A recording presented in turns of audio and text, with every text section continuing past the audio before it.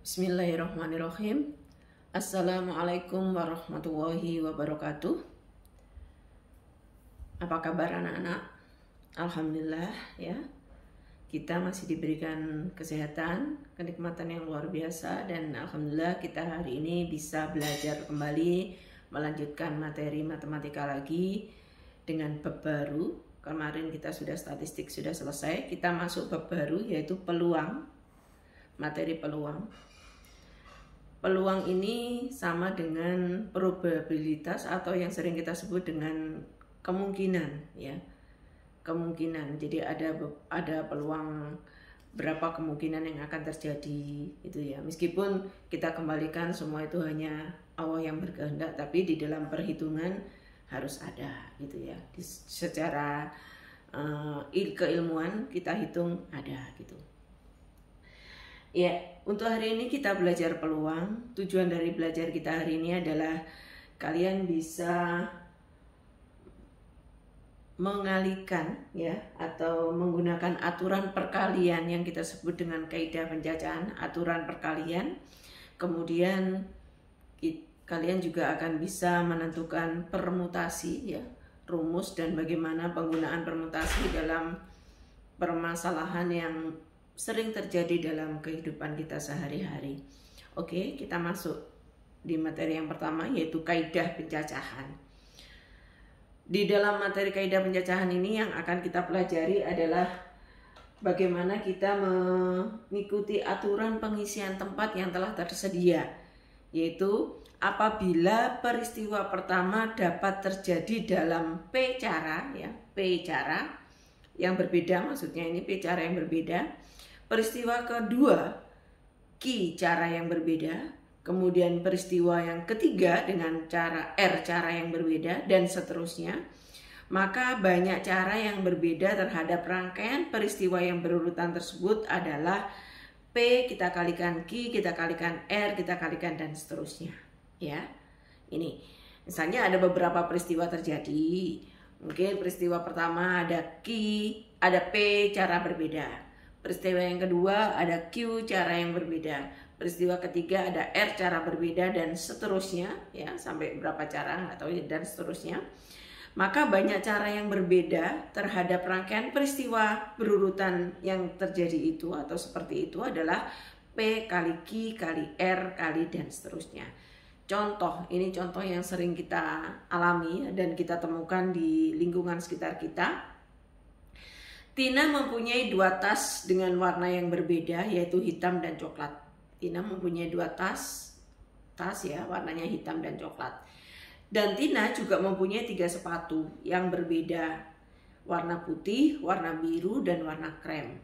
Ada berapa banyak pasangan tas dan sepatu yang dapat dipakai oleh Tina? Yang berbeda ya, mungkin hari ini Tina bisa pakai tas hitam, sepatu putih. Tas hitam, sepatu biru. Tas coklat, sepatu biru.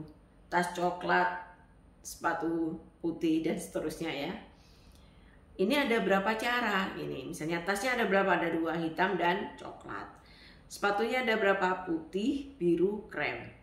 Pada hitam ada 3 ya, nanti pasangannya bisa hitam putih, bisa hitam biru, bisa hitam krem. Maksudnya hitam tasnya, kemudian putih sepatunya, kemudian hitam tasnya pasangannya ya, biru sepatunya, hitam tasnya dan krem sepatunya. Ini pasangan yang terjadi HP, HB, dan HK. Kemudian untuk ya, tas yang coklat dengan cara yang sama, sepatunya ada putih, biru, krem. Maka kalau kita pasangkan bisa CP, coklat putih, coklat adalah tasnya, putih sepatunya, kemudian CB, coklat biru, CK coklat krem. Ada berapa pasang? Ada 6 pasangan yang bisa dipakai oleh Tina. Jadi bisa jadi tiap hari dalam mulai Senin sampai Sabtu bisa berbeda-beda. Hari Senin mungkin HP, hari Selasa HB, dan seterusnya. Ya, ini ada 6 pasangan yang berbeda yang bisa dipakai oleh Tina. Mengacu pada rumus yang tadi diberikan, ya, berarti untuk menggunakan tas itu ada 2 cara yang berbeda. Tas ada 2 cara yang berbeda. Kemudian untuk sepatu ada 3 cara berbeda, sehingga 2 kali 3 sama dengan 6. Ini Kalau kita menghitung seperti ini ada 6 pasangan. Kalau kita lihat ada berapa tas? Ada 2 tas yang bisa dipakai dengan cara yang berbeda. Kemudian ada 3 sepatu yang dipakai dengan warna yang berbeda. 2 kali 3 sama dengan 6. Oke. Itu. Contoh yang kedua, ini yang sering terjadi juga dalam kehidupan kita. Diberikan angka-angka 2, 3, 5, 6, 7, dan 9. Ada 6 angka, 2, 3, 5, 6, 7, dan 9. Tentukan yang pertama, ada berapa banyak bilangan ratusan yang bisa terbentuk. Ya, contoh ratusan itu misalnya 235, 233, 325, ya, 3 angka itu namanya angka ratusan. Yang kedua, pertanyaannya adalah ada berapa banyak bilangan yang terdiri atas 3 angka yang berlainan yang dapat dibentuk. 3 angka yang berlainan yang dapat dibentuk. Misalnya untuk yang B ini bisa 235, 257, 269. Nggak boleh 233, tidak boleh. Angka yang berlainan tidak boleh terulang, ya. Ngerti? Ya. 255 nggak boleh. 677 nggak boleh. Tidak boleh ada yang terulang. Atau 335 nggak boleh. Meskipun itu bilangan terdiri atas 3 angka. Oke. Yang ketiga, banyak bilangan yang terdiri dari 3 angka yang berlainan kurang dari 400 yang dapat dibentuk. Oke, kita jawab ya. Untuk yang pertama, bilangan ratusan itu terdiri atas 3 angka dan pengulangan diperbolehkan. Contohnya ya, misalnya 3 angka 236, 377, ini boleh ya. 255 boleh. 566 boleh. Angka-angka ini boleh semuanya. Dan coba kalau kita mau hitung ada berapa? Banyak. Sehingga cara untuk kita bisa membuat ini dan seterusnya ya, ini banyak dan seterusnya ini banyak. Bilangan ratusan yang akan bisa dibentuk dan pengulangan dibolehkan di sini adalah untuk ratusannya ada 6 angka. Siapa 6 angka yang boleh di posisi pertama? Itu ke 6-6-nya ini boleh. 2, 3, 5, 6, 7, 9. Boleh di sini. Kalau 2 yang berada di sini berarti nanti 200 berapa. 3 di sini berarti 300 berapa. Dan seterusnya ya. Nah, di angka puluhan juga 6 angka boleh. 6 angka itu 2, 3, 5, 6, 7, 9, 7 dan 9 ini boleh semuanya di posisi kedua. Kemudian di posisi ketiga juga boleh ya. Di posisi ketiga juga boleh, yaitu ke 6 angka itu boleh di situ karena semuanya boleh diulang. Karena boleh diulang, maka ini ada 6 angka yang boleh diulang, ini juga ada 6 cara yang boleh diulang, ini 6 cara juga yang bisa kita masukkan sehingga kita hitung ada berapa pasangan 3 angka yang akan kemungkinan terjadi. 6 kali 6 kali 6. Berapa ini? 216 cara. Nah, ini masih banyak, ini sekedar contoh ya, ada 4 yang sekedar contoh dan seterusnya masih banyak. Oke. Paham ya? Ini semua boleh diulang. 2 di sini boleh, di sini boleh, di sini boleh. 2 boleh, 3 boleh. Oke. Yang kedua, berapa banyak bilangan yang terdiri atas 3 angka yang berlainan? Pengulangan tidak dibolehkan. Contoh kalau bilangan di sini, misalnya di sini ada 325. Ini nggak boleh 322 atau 355 nggak boleh. Atau 333, 555 nggak boleh. Harus berbeda semua. Misalnya 267 itu. Lagi misalnya 976 boleh. Asal ini berbeda, tidak ada pengulangan. Oke? Dan seterusnya. Oke. Jadi kalau tidak boleh ada pengulangan, maka di sini di posisi pertama ke-6 angka itu boleh semua. Ke-6 angka boleh. Siapa 6 angka itu? 2, 3, 5, 6, 7 dan 9. Boleh semuanya posisi di sini. Kalau 1 sudah terpilih di sini, misalnya 2 yang terpilih di sini, maka di sini tinggal ada 5 angka. 1 sudah di sini, ya. 2 sudah terpilih misalnya. Tinggal 5 angka. ya. Karena tidak boleh ada pengulangan. Kemudian kalau sudah 5 angka yang di sini, terpilih satu lagi tinggal 4. Sehingga ada berapa cara? 6 kali 5 kali 4. 120. Iya, 120 cara. Oke. Yang ketiga, berapa banyak bilangan yang terdiri dari 3 angka yang berlainan yang kurang dari 400 yang dapat dibentuk. Awas. Berlainan, tidak boleh ada pengulangan berlainan, tetapi angkanya harus kurang dari 400.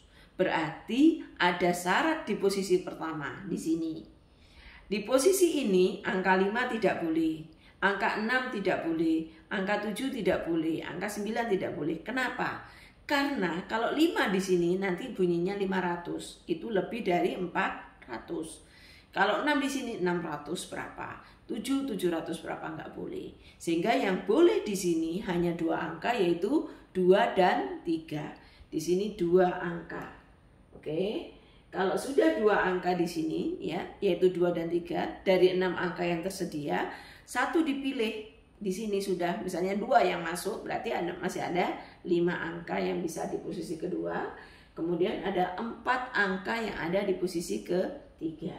Sehingga hasilnya adalah 2 kali 5 kali 4 sama dengan 40. Iya. Ya, ngerti ya? Diulang lagi nanti. Oke. Kaidah pencacahan yang kedua yaitu perkalian n bilangan asli pertama ya. Perkalian n bilangan asli pertama disebut n faktorial. Dinotasikan dengan ini huruf n kecil, ini tanda seru. Nah, ini namanya dibaca n faktorial. Jadi rumusnya n faktorial adalah n faktorial sama dengan 1 kali 2 kali 3 kali dan seterusnya n-1 sampai n. Ini n berapa? Ya di sini berapa? Contoh 4 faktorial. Berarti 1 kali 2 kali 3 kali 4 gitu ya. Ini berarti sama dengan berapa? 24 dan seterusnya. Bisa juga ditulis 5 faktorial itu 5 kali 4 kali 3 kali 2 kali 1 boleh ya. 20 kali 6 120. Oke. Nah begitu.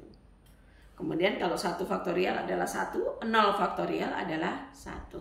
Oke, sudah ngerti ya faktorial ya? Oke, misalnya ada 3 faktorial. Bagaimana? 3 kali 2 kali 1. Berapa nilainya? 6. 3 kali 2 kali 1, 6. Ya? Oke. Sekarang berikutnya adalah tentang permutasi. Apa itu permutasi? Permutasi adalah cara membentuk susunan yang terurut atau urutan diperhatikan dari sebagian atau seluruh anggota himpunan yang disediakan. Cara menempatkan n buah unsur ke dalam R tempat yang tersedia disebut permutasi R unsur dari n.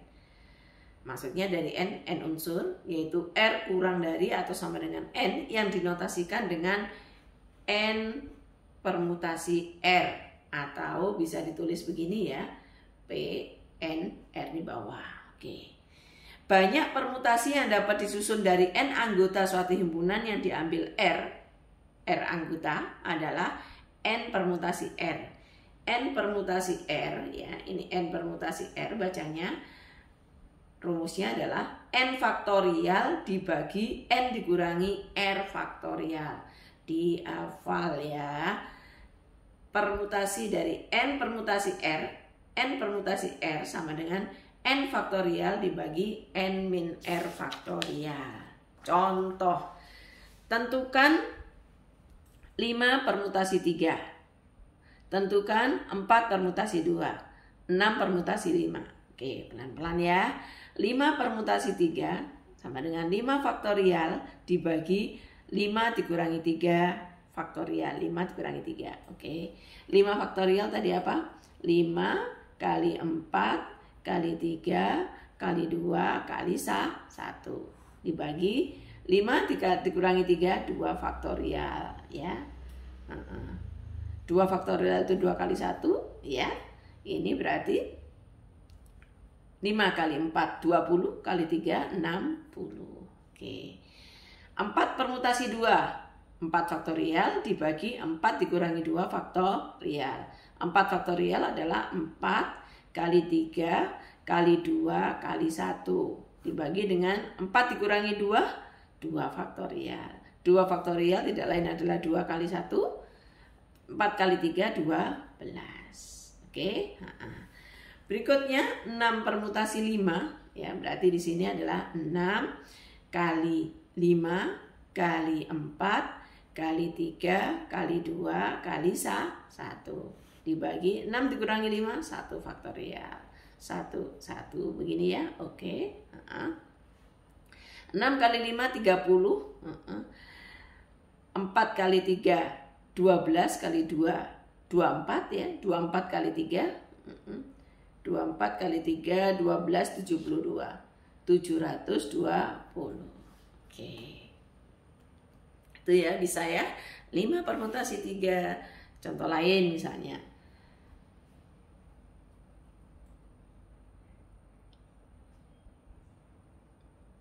7 permutasi 2 misalnya. Berarti gimana? 7 faktorial dibagi dengan 7 dikurangi 2 faktorial. 7 faktorial itu 7 kali 6 kali 5 kali 4 kali 3 kali 2 kali 1. Dibagi 7 dikurangi 2 adalah 5 faktorial. Oke, 7 kali 6 kali 5 kali 4 kali 3 kali 2 kali 1 dibagi dengan 5 faktorial adalah 5 kali 4 kali 3 kali 2 kali 1. Ini coret semua. Tinggal 7 kali 6. Berapa nilainya? 42. Bisa? Oke, bisa. Sekarang contoh dalam kehidupan kita sehari-hari yang sering kita temukan ya. Misalnya pemilihan pengurus OSIS, pemilihan pengurus kelas bisa. Ini contohnya pemilihan pengurus kelas. Dari 8 siswa akan dipilih 1 orang menjadi ketua kelas, 1 orang menjadi bendahara, dan 1 orang menjadi sekretaris. Jabatan tidak boleh dirangkap. Ada berapa banyak kemungkinan akan diperoleh pengurus paketan dari pengurus kelas. Misalnya siapa ketuanya, bendahara, sekretarisnya, siapa lagi ketua, bendahara, sekretarisnya. Ada berapa paket ya maksudnya. Oke. Dari 8 siswa yang akan diambil 3 untuk menduduki jabatan ketua, bendahara, dan sekretaris, maka banyak kemungkinannya adalah 8 permutasi 3. 8 permutasi 3. Oke. 8 permutasi 3 itu berarti di sini 8 faktorial dibagi 8 dikurangi 3 faktorial. Ya. 8 kali 7 kali 6 kali 5 kali 4 kali 3 kali 2 kali 1. Dibagi 8 dikurangi 3 adalah 5 faktorial. 5 faktorial dengan 5 kali 3 kali 4 kali 3 kali 2 1 ini kan 5 faktorial juga. Berarti 8 kali 7 kali 6. Berapa nilainya? 7 kali 6 42. 42 kali 8 336. Oke. 336 cara atau pasang gitu ya. Ini kalau kita logikakan 8 siswa yang ada itu ya, 8 siswa yang ada itu adalah misalnya A, B, C, D, E, F, G, 1, 2, 3, 4, 5, 6, 7, H. Ini siswa. Bisa jadi kemungkinan pertama ini ketua, ini bendahara, ini sekretaris. Bisa jadi yang B yang ketua gitu ya, bendahara ini. Ini bisa jadi ketua, ini bisa jadi sekretaris, ini bisa jadi bendahara. Yang ABC ini sudah berapa banyak ya? Banyak. Bisa jadi yang di sini A adalah sekretaris, ini tetap bendahara, ini C-nya adalah ketua, dan seterusnya. Belum lagi ini C, D, E, belum lagi nanti B, F, G, belum lagi nanti B, C, D, belum banyak sekali. Makanya jumlahnya 336. Oke, iya. Kalau kita menghitung manual gini, nggak mungkin terjadi. Artinya tidak bisa valid kita menghitungnya ada berapa pasang gitu ya. Jadi harus kita hitung dengan menggunakan konsep permutasi. Oke, ya. Untuk hari ini kita sampai di sini dulu. Yang penting kalian bisa pelan-pelan tapi bisa.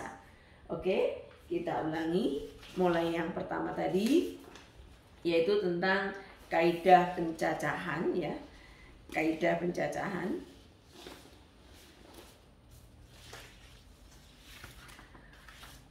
Kaidah pencacahan tadi adalah apabila di dalam peristiwa itu terjadi beberapa cara, artinya ada beberapa peristiwa dengan beberapa cara berbeda. Misalnya ada peristiwa pertama ada P cara berbeda, peristiwa kedua Q cara berbeda, peristiwa ketiga R cara berbeda, maka banyaknya kemungkinan kejadian yang akan terjadi adalah P kali Q kali R ya.